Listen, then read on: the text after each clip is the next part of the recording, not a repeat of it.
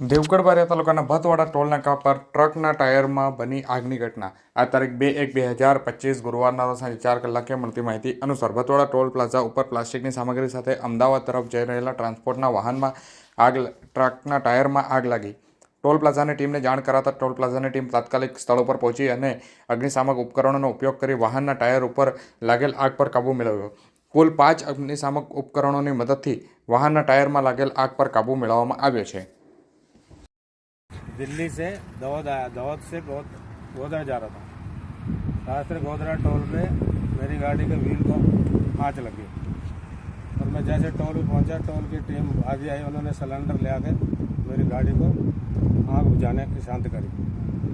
कुछ हमने उनने सब ने मिलकर गाड़ी में प्लास्टिक भरा हुआ था, प्लास्टिक दाना, तो और टाइम लग जाता तो गाड़ी राख हो जाती और हम भी बच गए. गाड़ी बची.